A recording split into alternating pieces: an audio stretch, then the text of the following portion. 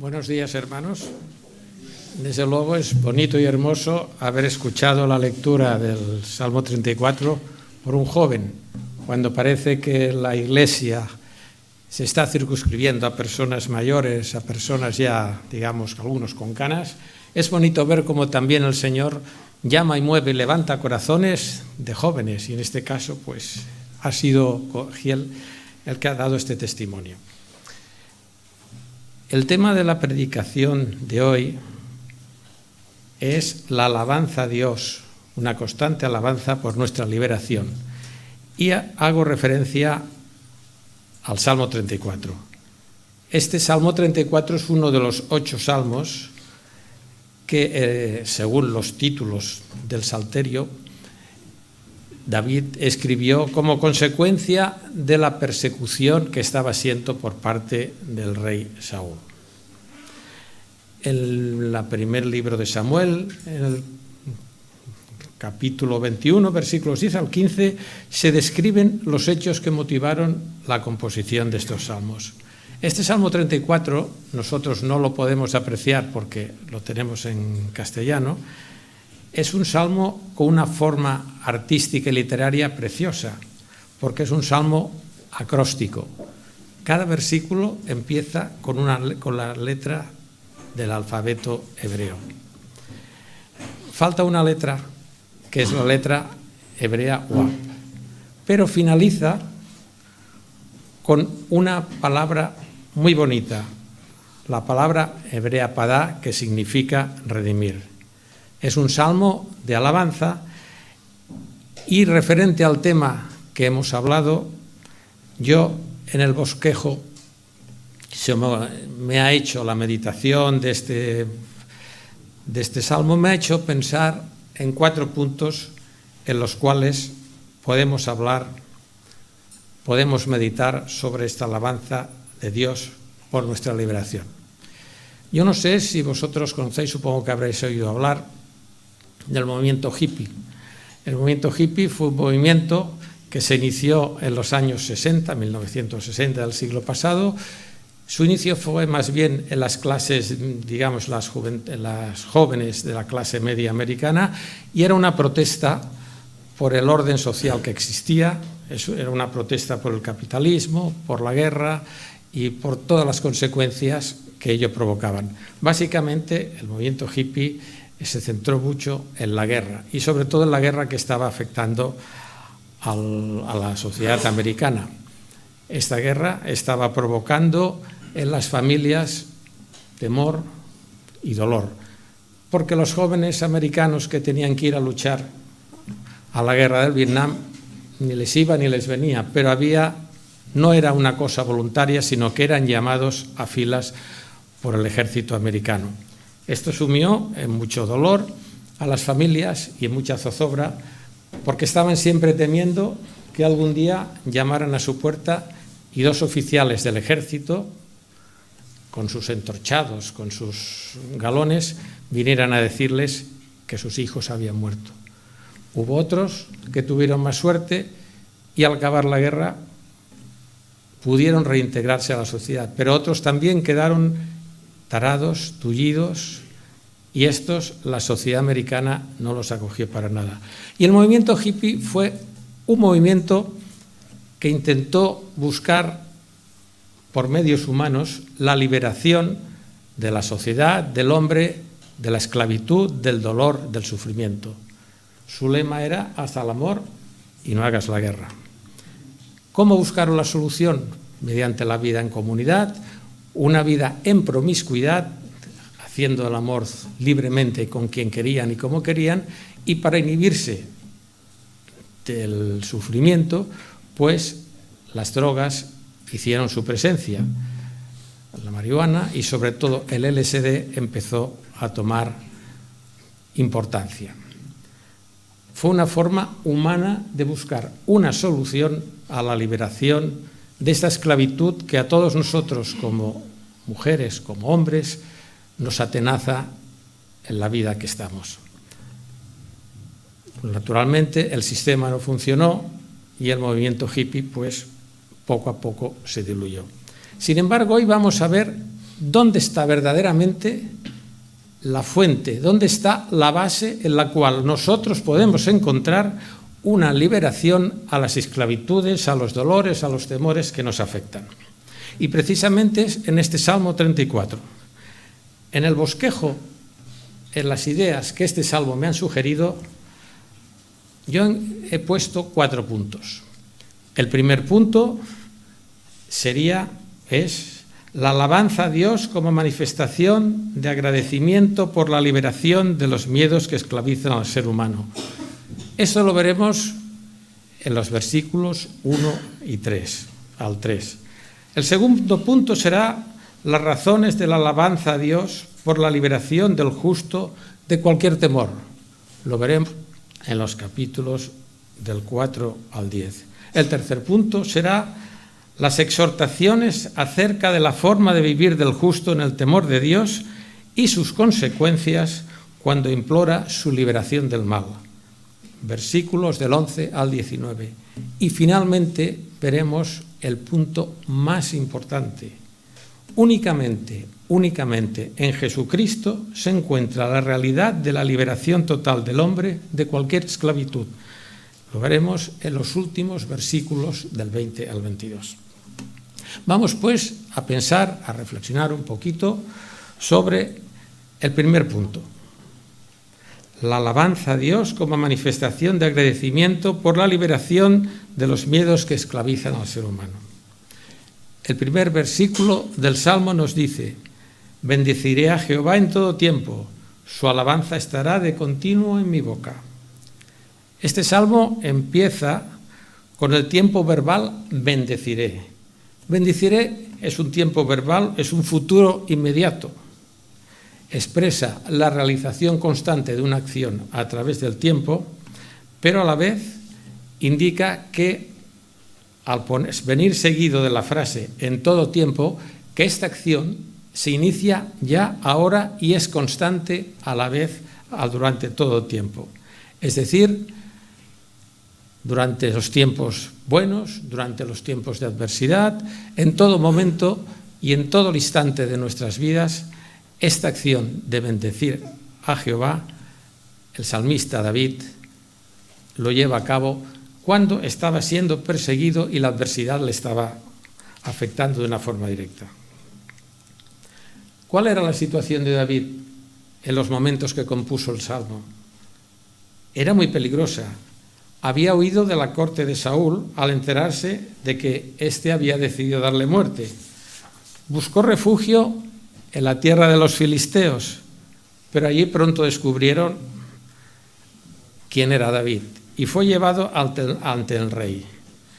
El rey era Aquis. Aquí en el encabezamiento del Salmo pone Abimelec, pero es que Abimelec era el nombre que se daba normalmente a todos los monarcas filisteos, de la misma forma que Faraón era el nombre con el que se designaban a todos los reyes egipcios y Agag a todos los reyes amalecitas. David, ¿qué hizo para evitar que se le tratara como un espía? David fingió estar loco. Así, Aquis lo despidió como un hombre despreciable, evitando que fuera apresado. La situación de David en estos momentos era dramática. Estaba a punto de convertirse en un proscrito, en una persona que huía de los filisteos. Por otra parte, lo estaba persiguiendo el rey Saúl y la única forma era vivir de cueva en cueva, comiendo lo que podía coger por el desierto, vegetales, matar a algún animal. Era una situación dramática. Sin embargo, no deja menos de admirarnos la fe de David en su Señor, cuando dijo: dichoso el hombre que confía en Jehová. Este primer versículo finaliza con la frase: su alabanza estará de continuo en mi boca. De continuo debemos entenderlo como muchas veces, todos los días. Es una insistencia en la expresión de la frase inicial en todo tiempo. Y expresa el hecho de que David guarda en su vida siempre tiempos determinados para la alabanza, aprovechando cualquier situación, cualquier momento, cualquier circunstancia. Y es también, ha de ser para nosotros, hermanos, una invitación, una exhortación a que nosotros tengamos también en nuestra vida esos momentos de meditación, de oración con el Señor, esos momentos de intimidad, momentos que pueden ser motivados sencillamente porque tienes aquella emoción, aquel sentimiento de alabar al Señor sencillamente por alabarlo, o puede ser también motivado porque estemos pasando por una situación buena o mala, pero que de nuestro corazón siempre brote esa alabanza, ese diálogo con el Señor que nos guía, que nos protege y que nos acompaña. El segundo versículo de este Salmo 34 dice: en Jehová se gloriará mi alma, lo oirán los mansos y se alegrarán. ¿Qué significa en Jehová se alegrará mi alma? ¿Qué quiere David decirnos con esta frase? Al decir David mi alma, está utilizando la forma figurada de referirse a toda su vida y existencia. Pero nos surge de inmediato una pregunta. ¿Qué sentía el alma de David cuando estaba escribiendo este salmo? ¿Qué significaba gloriarse el Señor? Y la respuesta la hallamos precisamente en la palabra de Dios, en Jeremías, capítulo 9, versículo 34. Voy a utilizar la traducción que utiliza la Nueva Versión Internacional porque creo que es más comprensible. Jeremías escribe inspirado por Dios: si alguien ha de gloriarse, que se gloríe de conocerme y de comprender que yo soy el Señor, que actúo en la tierra con amor, con derecho y con justicia, pues es lo que a mí me agrada, afirma el Señor.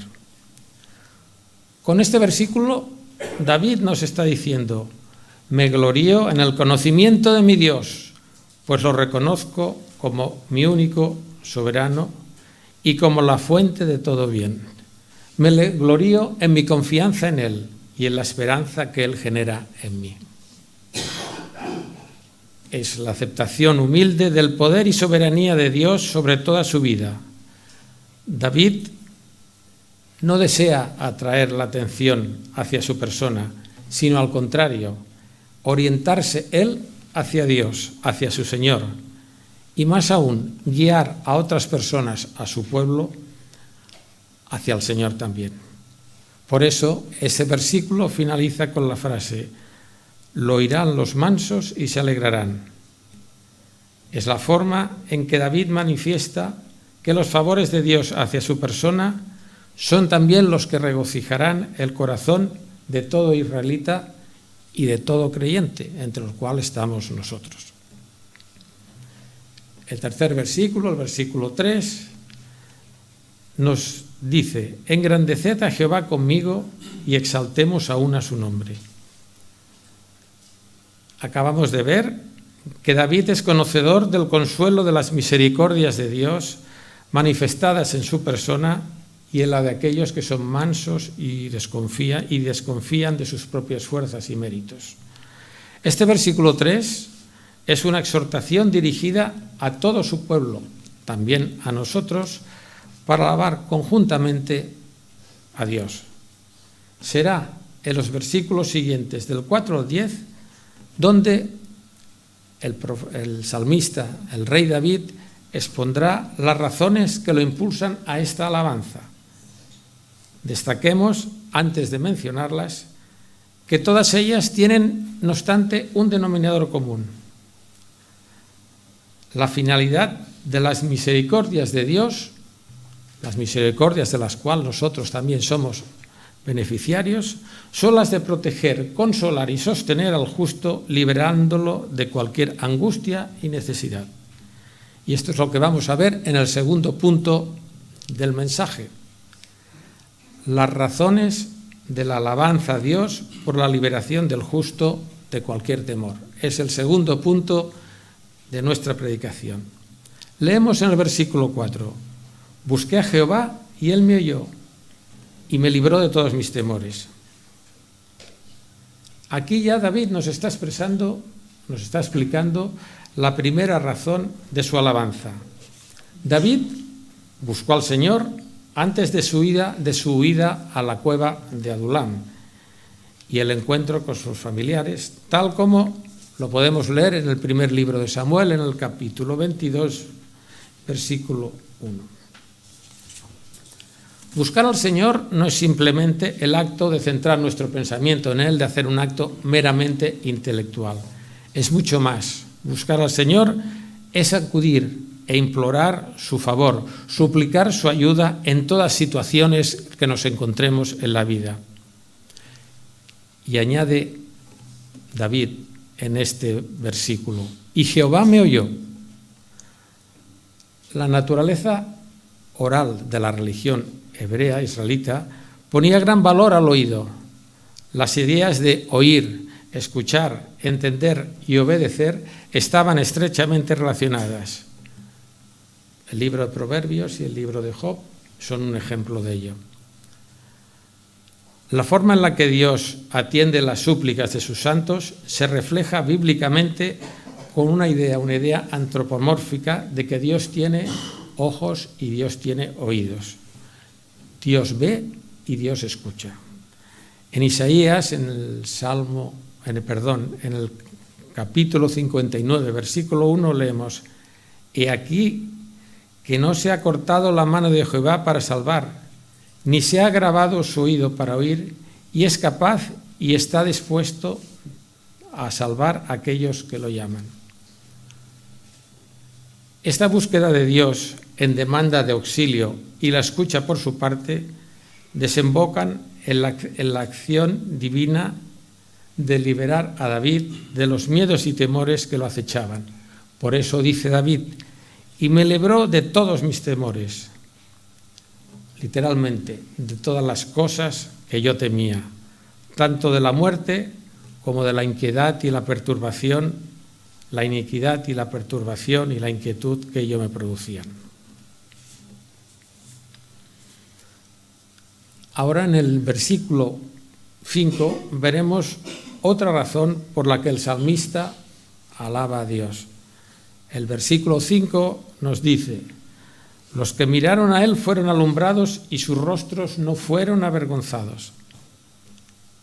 Esta segunda razón hace referencia a todos los santos de Israel que miraron a Dios mediante la fe y la oración y fueron alumbrados. Dios alumbró sus vidas disipando las tinieblas de sus sufrimientos, dándoles vida y confortándolos maravillosamente. Este alumbramiento nos trae a la memoria la forma en que brillaba el rostro de Moisés cuando hablaba con Dios. Otro ejemplo lo tenemos en Ana, la madre de Samuel, una de las mujeres del Cana. En el primer libro de Samuel leemos que Elí, el sacerdote, respondió a Ana y le dijo: ve en paz y el Dios de Israel te otorgue la petición que le has hecho. Y ella dijo: hay tu sierva gracia delante de tus ojos. Y se fue la mujer por su camino y comió y nunca más estuvo triste. ¿Qué había pasado? Dios había iluminado el corazón de Ana con la esperanza de su futura maternidad. Fue la respuesta de Dios a sus súplicas. En la oscuridad de su pena, Ana se había dirigido a Dios con fe en su oración y Dios alumbró, llenó de luz su corazón y de esperanza con la certeza de que llegaría a ser madre. Todos aquellos justos que miraron a Dios vieron incrementada su esperanza y el resultado no les defraudó. Sus rostros no fueron avergonzados de su confianza en Dios.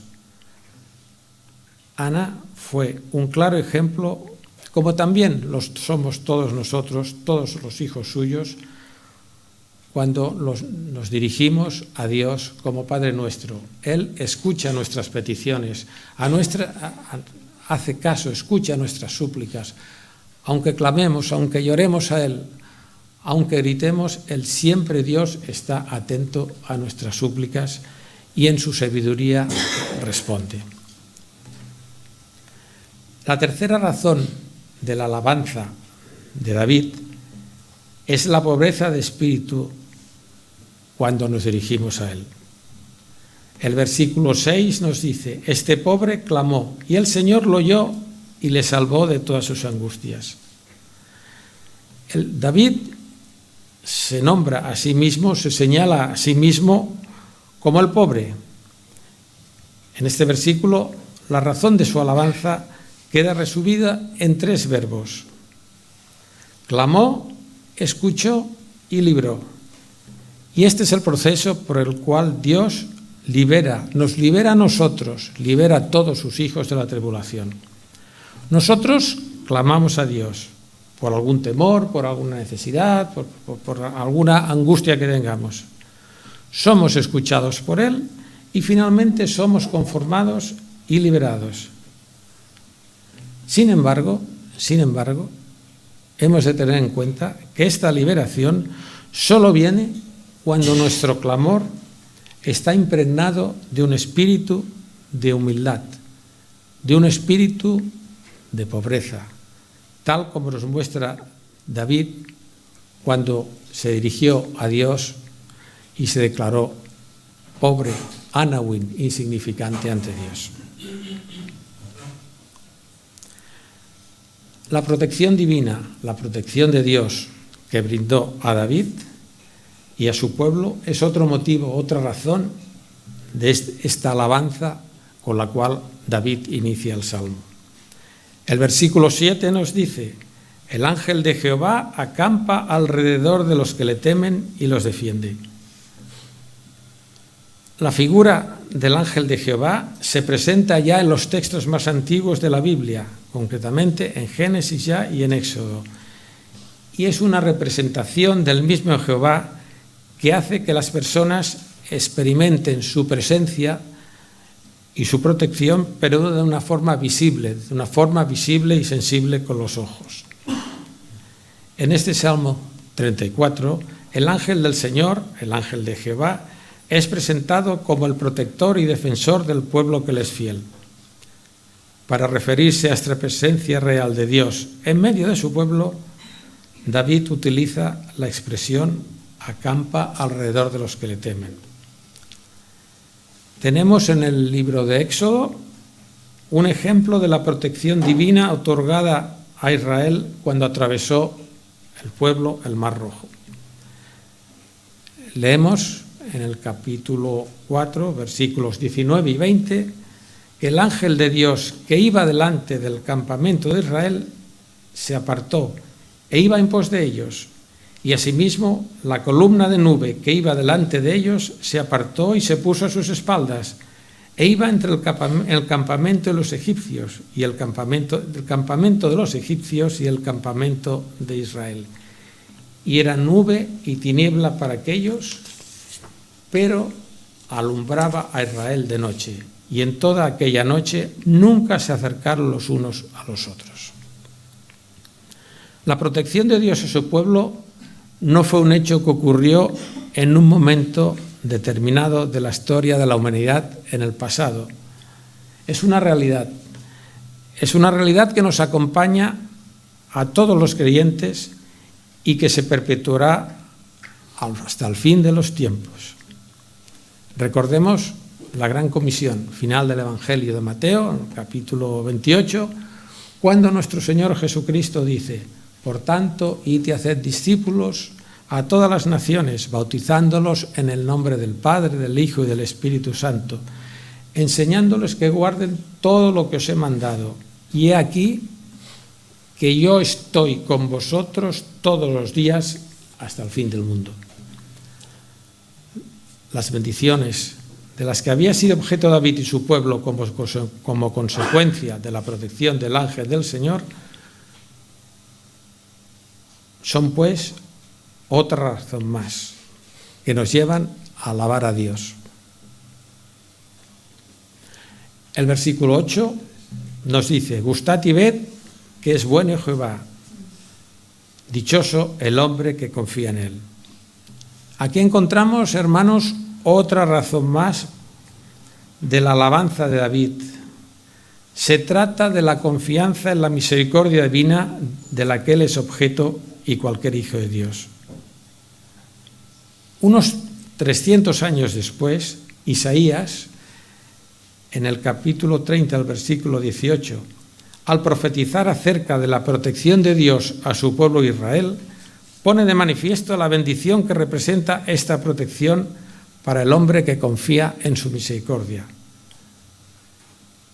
Dice Isaías, mejor dicho, dice el Señor por boca de Isaías, por la pluma de Isaías: por tanto, Jehová esperará para tener piedad de vosotros, y por tanto será exaltado teniendo de vosotros misericordia, porque Jehová es Dios justo, bienaventurados todos los que confían en él.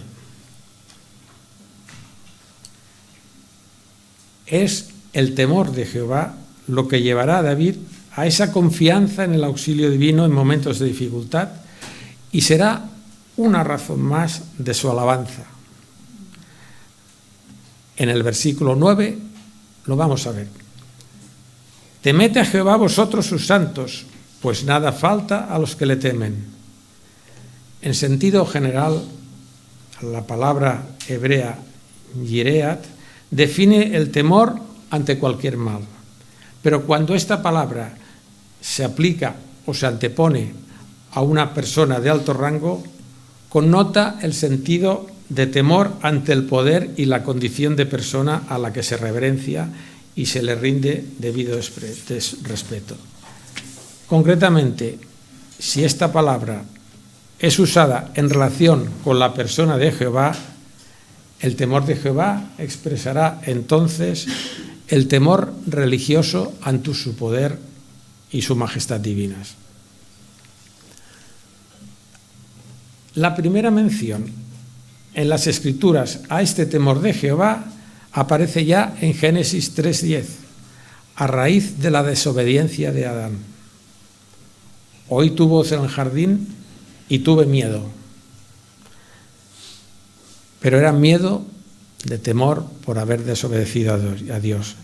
Pero fijémonos que a partir de este momento es siempre Dios quien toma la iniciativa para despejar del ser humano el temor paralizante, el temor angustioso, el temor que hace alejar a la persona de su presencia y lo transforma en un temor reverente y piadoso. Cuando los israelitas vieron y oyeron los relámpagos y los truenos sobre el Sinaí, retrocedieron atemorizados ante la extraordinaria manifestación de poder que se estaba manifestando ante ellos. Pero ante este temor, Dios responde de una forma rápida, solícita y consoladora por boca de Moisés con un «no temáis». Y Moisés respondió al pueblo: «No temáis, porque para probaros vino Dios y para que su temor esté delante de vosotros, para que no pequéis». Hermanos, el temor de Dios no implica terror, pavor, sino todo lo contrario, reverencia, reconocimiento y respeto a su autoridad suprema. Es el principio básico de la sabiduría. En el libro de Proverbios así lo podemos ver. El principio de la sabiduría es el temor de Jehová. Los insensatos desprecian la sabiduría y la enseñanza. Y es precisamente ese temor de Dios otra de las razones por las cuales David desgrana su preciosa alabanza de este salmo.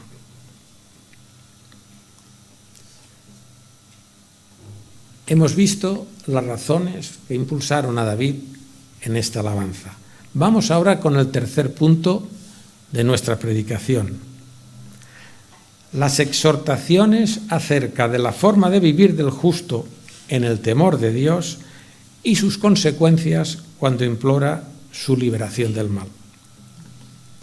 Esto lo veremos en los versículos del 11 al 19. A partir del versículo 11 hasta el 19, David hace una serie de exhortaciones de cómo ha de vivir el justo en el temor de Dios y la respuesta de éste a sus súplicas. El autor, David, se dirige al auditorio en el versículo 11 con las palabras a modo de introducción: venid, hijos, oídme, el temor de Jehová os enseñaré. Venid, hijos, oídme era la forma tradicional en que los maestros sapienciales, cuando se dirigían a sus estudiantes, iniciaban sus clases. Además, es la forma en que el libro de Proverbios se dirige a sus lectores en muchas ocasiones. Y David utiliza esta herramienta pedagógica para introducir una pregunta: ¿quién es el hombre que desea vida, que desea muchos días para ver el bien? Es una pregunta en forma retórica, cuyo significado es: ¿quién es el hombre que desea vivir muchos días de vida para ver y hacer el bien? El énfasis de este versículo se centra en el estilo de vida que ha de vivir el justo, que hemos de vivir todos nosotros. Una vida vivida en santidad para poder disfrutar por mucho tiempo viendo y haciendo el bien, cumpliendo la voluntad de Dios. Será ahora, en los siguientes versículos 13 y 14, cuando David responde a esta pregunta con dos exhortaciones dirigidas a todo aquel que desea muchos días para ver y hacerle bien. Es una clara exhortación a que siempre en nuestras vidas refrenemos nuestras lenguas y nuestros labios para no hablar con engaños ni murmuraciones. Es tan importante este aspecto de refrenar nuestras lenguas, de evitar murmuraciones, de evitar engaños, de hablar con envidia, que el apóstol Santiago, en el capítulo 4, en los versículos 11 y 12, nos dice: hermanos, no murmuréis los unos de los otros. El que murmura del hermano y juzga a su hermano, murmura de la ley y juzga la ley. Pero si tú juzgas a la ley, no eres hacedor de la ley, eres un juez. Uno solo es el dador de la ley, que puede salvar y perder. Pero tú, ¿quién eres para que juzgues a otro? Este versículo 13, hermanos, es una exhortación a actuar con integridad y sinceridad en todo lo que digamos, evitando caer en el engaño y la mentira.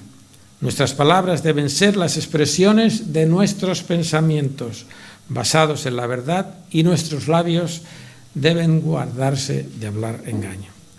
La segunda exhortación la vemos en el versículo 14: apártate del mal y haz el bien, busca la paz y síguela. Fijémonos en el contraste. En este versículo aparecen 4 imperativos: apártate, busca, haz y síguela. La primera frase de este versículo se inicia con el contraste de comportamientos entre el bien y el mal: apartarse del mal y hacer el bien. El imperativo que aparece, apártate, es una exhortación a observar siempre en nuestras vidas una actitud de separación del mal. Apártate del mal. El segundo imperativo, haz, nos lleva a observar un comportamiento centrado en todo lo contrario, en acercarse al bien, en hacer siempre el bien. Haz el bien.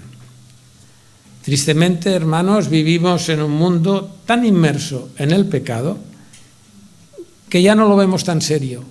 Incluso situaciones dramáticas, situaciones en las cuales la maldad está presente, desgraciadamente la sociedad y nosotros también inconscientemente nos van poniendo en la cabeza una insensibilización ante el mal. El poeta y ensayista Charles Baudelaire, nada sospechoso del creyente, porque era precisamente un hombre, digamos, con una poesía que Paul Verlaine concretamente dijo que era el poeta del mal, dijo sin embargo una frase muy importante: el mayor engaño del diablo es hacernos creer que no existe, y ese es precisamente lo que tenemos que tener las antenas puestas y estar bien atentos. Las demandas de Dios no han cambiado, las demandas éticas de comportamiento, su autoridad, sus mandamientos no han cambiado. Y nuestro deber como hijos suyos ha de ser siempre hacer el bien. La segunda frase de este versículo empieza también con dos imperativos. Busca la paz y síguela. La palabra paz tiene un significado mucho más amplio que la mera ausencia de conflicto. Su alcance es mucho mayor. Shalom, paz, incluye la idea de bienestar espiritual y material. Incluye la idea de una muy buena relación con Dios, con los otros seres humanos, pero también con la obra suya, con la creación. El imperativo síguela nos llama a que esa búsqueda nos lleve a vivir siempre nuestras vidas en una disposición, en un comportamiento apacible, procurando aquello que contribuye a la paz. Debemos seguir siempre por sus sendas, tal como se exhorta Pablo en Romanos. Si es posible, en cuanto dependa de vosotros, estad en paz con todos los hombres. Las enseñanzas de estos versículos 13 y 14 son de vital importancia para los creyentes, para nosotros. La vida plena es la que no se fundamenta en la maldad de las mentiras y falsedades, sino en un estilo de vida que propicie la justicia, que es el valor que precede a la paz. Zacarías nos escribe en el capítulo 8 cómo ha de ser la forma de vivir nuestras vidas. Dice los versículos 16 y 17, estas son las cosas que habéis de hacer. Hablad verdad, cada cual con su prójimo. Juzgad según la verdad y lo conducente a la paz en vuestras puertas. Y ninguno de vosotros piense mal en su corazón contra su prójimo, ni améis el juramento falso, porque todas estas cosas son cosas que aborrezco, dice Jehová. Si en los versículos 13 y 14 hemos visto la forma que hemos de vivir nuestras vidas basadas en el santo temor de Dios, ahora en los versículos 15 al 17 vamos a ver cuáles son las consecuencias de vivir en el santo temor de Dios o de vivir contra el santo temor de Dios. Los versículos 15 y 16 nos dicen: los ojos de Jehová están sobre los justos y atentos sus oídos al clamor de ellos. Pero la ira de Jehová está contra los que hacen mal, para cortar de la tierra a la memoria de ellos. Aquí David utiliza el lenguaje antropomórfico de ojos y oídos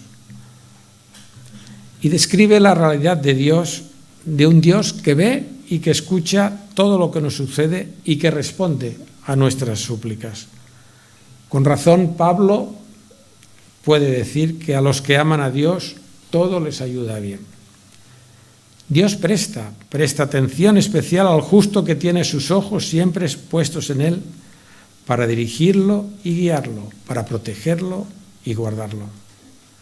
Los padres nunca nos olvidamos de nuestros hijos, ya sean pequeños o mayores. Siempre tenemos nuestros ojos, nuestros oídos, nuestra atención hacia ellos. Cuando son pequeños, porque son pequeños. Y cuando son mayores, porque si encima tienes nietos, tienen hijos, el problema, la preocupación es por los hijos y por los nietos. Pues si nosotros somos así, ¿cómo no va a ser Dios? En oposición a este cuidado amoroso de Dios que tiene hacia nosotros, hacia sus hijos, en el versículo 16, el salmista nos describe las consecuencias que hay para el hombre que rechaza a Dios, hacia aquellos que hacen el mal. Este versículo se inicia en la Reina Valera con la frase la ira divina.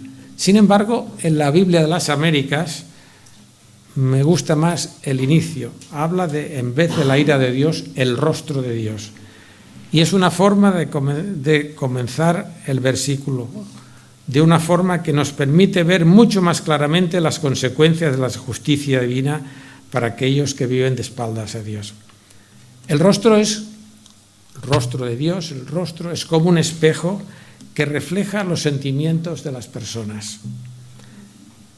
El rostro de Dios, en este caso, se refleja, se manifiesta a través de su ira y transmite su sentimiento de juicio hacia el que hace el mal, para cortar de la tierra su memoria.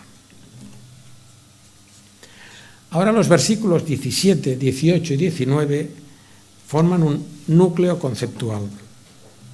Claman los justos y Jehová oye, y los libra de todas sus angustias. Cercano está Jehová a los quebrantados de corazón, y salva a los contritos de espíritu. Muchas son las aflicciones del justo, pero de todas ellas le librará Jehová. En estos versículos se nos pone de manifiesto dos cosas: la certeza de la cercanía de Dios que escucha al justo en sus súplicas, versículo 17, y la seguridad de su respuesta, liberándonos de cualquier angustia, de todo lo que le suplicamos, en los versículos 18 y 19. Tras tener esta certeza y seguridad, nos preguntamos, ¿cuál ha de ser nuestra actitud cuando acudimos a Dios en demanda de ayuda y de auxilio? Y la respuesta la vemos en el versículo 18. Quebrantamiento de corazón y contrición de espíritu. Hermanos, en nuestras súplicas, en nuestras peticiones, hemos de dirigirnos a Dios primeramente con un sentimiento de profunda humildad, desprovistos de la idea de que Dios nos va a escuchar por nuestros propios méritos, porque yo soy muy bueno, porque yo soy muy santo, porque yo me lo merezco. No, si Dios actúa en nosotros es por su amor hacia nosotros. En segundo lugar, debemos dirigirnos a Dios y debemos hacerlo sin ningún sentimiento de autosuficiencia, depositando totalmente nuestra confianza en Dios, desconfianza en nuestras fuerzas para resolver la causa, el motivo por las cuales nos estamos dirigiendo a Él, y confiando totalmente en su autoridad y en su poder. Aunque Dios es el alto y sublime y habita en la eternidad, Dios está cercano a nosotros, no es un Dios que esté lejano, que esté, digamos, alejado en su trono de gloria, no, está vivo en medio y en cada uno de nosotros. Y nuestra fe nos da la certeza de que nos salvará de hundirnos bajo nuestras propias cargas, bajo nuestros quebrantos, y nos fortalecerá y vivificará nuestros espíritus quebrantados y nos ayudará siempre. En el libro de Isaías hay a mí me gusta mucho, una hermosa descripción de esta cercanía, de esta protección divina de Dios en todo aquel que se dirige a Él, con un corazón contrito y humillado. Dice Isaías, porque así dijo el alto y sublime, el que habita la eternidad y cuyo nombre es el Santo. Yo habito en la altura y la santidad, y con el quebrantado y humilde de espíritu, para hacer vivir el espíritu de los humildes y para vivificar el corazón de los quebrantados. Es hermoso, ¿no, hermanos? Dios vive en las alturas, pero está con el quebrantado y humilde de corazón. Precioso, precioso pasaje. Finalmente vamos ahora a estudiar el punto número 4. ¿Dónde está la solución a esta necesidad de ayuda, a esta, digamos, ansia que tenemos, necesidad de implorar a Dios ayuda? Y donde también de alguna forma encontramos a través de Él, de Jesucristo, el motivo de nuestra alabanza constante por todo lo que Él está haciendo en nuestra vida. El versículo 20 dice, Él guarda todos sus huesos, ni uno de ellos será quebrantado. Jehová redime el alma de sus siervos, y no serán condenados cuando en Él confían. La frase del versículo 20 que hace referencia al primer Cordero Pascual, ni uno de ellos será quebrantado, está extraída del libro de Éxodo, del capítulo 12, versículo 46. Se comerá el cordero en una casa, y no llevarás de aquella carne fuera de ella, ni quebrantaréis hueso suyo. David está utilizando aquí esta frase con un doble sentido. Por un lado, la está utilizando para poner de manifiesto lo que esta protección divina supone: una redención total del justo, tanto del cuerpo hasta el último hueso, como del alma. Es una liberación completa de la esclavitud provocada por el pecado. Pero por otro lado, David se está refiriendo a la figura del cordero sacrificado en la primera cena pascual. La primera cena pascual fue el inicio, el signo de redención, de liberación de la esclavitud del pueblo en el Éxodo. Y es en este sentido que este versículo 20 está apuntando directamente al Cordero Pascual perfecto, inmaculado, a Jesucristo. 1000 años más tarde de la composición de este salmo, el mensaje profético implícito en el mismo se cumpliría, se lleva a término total y perfectamente en la persona de Jesucristo.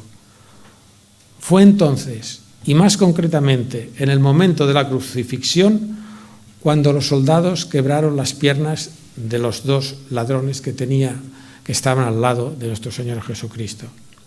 Pero cuando llegaron a él, como ya estaba muerto, no le quebraron las piernas. Y Juan, en su Evangelio, al referirse precisamente a este hecho, nos dice: porque estas cosas sucedieron para que se cumpliese la Escritura, no será quebrado ningún hueso. Al utilizar Juan la misma frase que la del versículo 20, ni uno de ellos será quebrantado, el evangelista nos está diciendo que estas cosas, la pasión y muerte redentora de nuestro Señor Jesucristo, habían sido en Jesucristo llevadas a cabo y habían sido llegadas a cumplimiento para que se cumpliese lo profetizado en las Escrituras acerca del acto redentor llevado a cabo por el sacrificio del Cordero Pascual por excelencia, Jesucristo.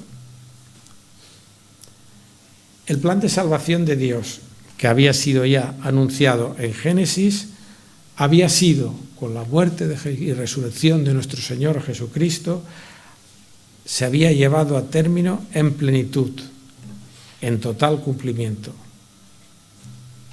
Jesús de Nazaret, el Hijo de Dios, el Mesías, el Cordero Pascual perfecto, sacrificado por nosotros, con la finalidad de redimirnos y librándonos de la esclavitud del pecado, es donde encontramos la liberación a todas nuestras esclavitudes. El Salmo acaba con el versículo 22. Jehová redime el alma de sus siervos. El alma de sus siervos, el alma nuestra, nuestra alma, nosotros también, hermanos. Y no serán condenados cuantos en él confían. Es una gloriosa realidad que nuestra liberación de la esclavitud del pecado a la que estamos sometidos ha sido ya llevada a cabo con la muerte y resurrección de nuestro Señor Jesucristo. La resurrección de Jesucristo es la garantía de ello y la certeza de que también esta resurrección será una realidad en nosotros. Pero hay una realidad que no debemos de olvidar. Estamos en un mundo caído por el pecado. El pecado está presente y sus consecuencias, como seres humanos, nos afectan. Y nos afectan de una forma profunda y directa. Ahora bien, a pesar de ello, nosotros podemos caminar en este mundo con confianza, liberados de temores y miedos, con esperanza y confianza. ¿Por qué? Porque Jesucristo es el ungido de Dios, el Emmanuel, el Dios con nosotros, el enviado a este mundo para darnos buenas nuevas de salvación, para sanar nuestros corazones quebrantados por el dolor, para vivificar nuestros huesos abatidos, para liberarnos de la esclavitud de nuestros miedos y temores, recordando siempre que esto puede ser realidad gracias a que un día Él abrió nuestros ojos, quitó nuestra ceguera espiritual, abriéndonos los ojos a la fe. Hermanos, lo glorioso de este caminar es que tenemos la certeza absoluta de que con la segunda venida de Jesucristo, nuestros cuerpos, que estarán destruidos por la corrupción de la muerte, serán resucitados como cuerpos inmortales, cuerpos gloriosos, liberados de cualquier cautividad. Será entonces cuando nuestros corazones brotarán, de nuestros corazones saldrá una hermosa alabanza, como le ocurrió al rey David, una preciosa y eterna alabanza de agradecimiento por la herencia recibida, la vida eterna. Estamos acabando un año, lo hemos oído tanto en la oración pastoral como cuando la hermana Marta nos ha hablado en la alabanza. Son tiempos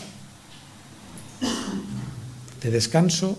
Normalmente todos tenemos esos momentos en estos días para estar en casa, sentaditos en un sillón tranquilamente. Y yo os invito, hermanos, a que dediquemos unos minutos a pensar en todo lo que Dios ha hecho por nosotros este año. Ha habido cosas, momentos, situaciones hermosos, gloriosos, de los cuales nuestra alabanza brota de una forma natural, espontánea, sencilla. Pero también, como estamos en un mundo caído, hay circunstancias, situaciones que nos esclavizan, que nos han esclavizado y que nos hacen sufrir, y que están enquistadas ahí, y que a veces no se resuelven. Pero, hermanos, conocemos y sabemos a quién dirigirnos, a aquel que venció al pecado, a aquel que nos dijo: en el mundo tendréis aflicciones, pero yo he vencido al mundo. Y si Cristo venció al mundo, si Cristo murió por nosotros, nosotros también somos salvados, hemos vencido las aflicciones. No, seguramente o posiblemente habrá aflicciones, problemas que Dios no nos sacará de encima, pero si acudimos a Él con santo temor, si presentamos nuestras peticiones por medio de su Hijo Jesucristo ante su trono de gloria, Él nos dará la fortaleza, Él nos dará la entereza y nos dará los medios para poder seguir caminando en este mundo, soportando, llevando las aflicciones, liberándonos de este temor y esta angustia, sabiendo que Él proveerá los medios para que podamos seguir adelante. Hermanos, hermanas, al finalizar este año, yo recuerdo cuando hemos iniciado un himno que me ha hecho pensar que todo mi ser bendiga al Señor, que todo nuestro ser, todo nuestro corazón, estemos pasando por las circunstancias que estemos pasando, que siempre podamos decir: Señor, todo mi ser, toda mi existencia, toda mi pobreza, todo lo que yo soy, te bendice y te alaba. Porque tal como dijo nuestro Señor Jesucristo en la sinagoga de Nazaret, hoy se ha cumplido esta escritura delante de vosotros. Que Dios os bendiga, mis hermanos.